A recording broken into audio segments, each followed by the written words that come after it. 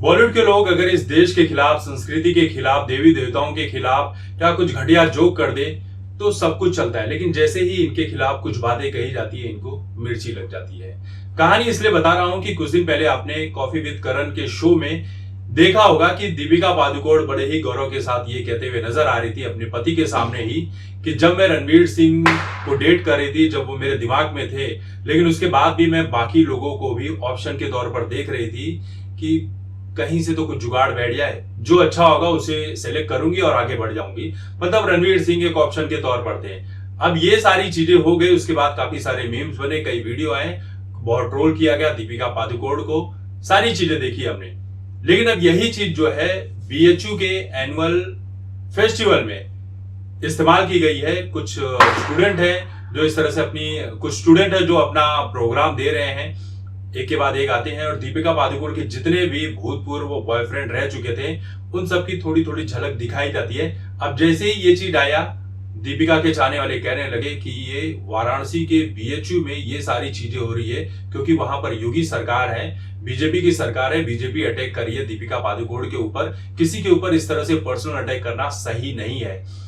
तो कुछ ने ये भी कहा कि भाई लोग इस लेवल तक कैसे गिर सकते हैं, लेकिन ये लोग वो बातें भूल जाते हैं जब दीपिका पादुकोण देश के टुकड़े टुकड़े करने वाले टुकड़े टुकड़े गैंग के साथ जाकर कुछ पैसे लेकर खड़ी हो जाती हैं, जो उनके ऊपर आरोप लगा है, खड़ी हो जाती हैं, जिसके ऊपर आज तक उन्होंने एक बात नहीं कही। तब इन लोगों की बोली कहां चली जाती है, तब ये लोग बातें क्यों नहीं करते कि दीपिका वहां पर क्यों खड़ी हो गई थी। किसी ने यह भी कहा कि दीपिका पादुकोण अपने पर्सनल फायदे के लिए जब सुशांत सिंह राजपूत की मौत के तुरंत बाद वीडियो बनाती हैं और कहती हैं कि डिप्रेशन में जाकर आत्महत्या नहीं करनी चाहिए, अगर आप डिप्रेशन में हैं तो आप हमारे पास आइए, मैं आपको सलूशन दूंगी। तो ये क्या पर्सनल अटैक नहीं था उस इंसान के ऊपर जो अब इस दुनिया में ही नहीं है? किसी ने कहा कि जब शो में करण जौहर ऐसी गंदी हरकतें कर सकता है, बेडरूम के सीक्रेट पूछ सकता है, कौन किसके साथ कहां घपाघप कर रहा है, ये सारी चीजें पूछ सकते हैं, तो पब्लिक ने ये चीजें दिखा दी वहां पर बीएचयू में, तो गलत क्या किया?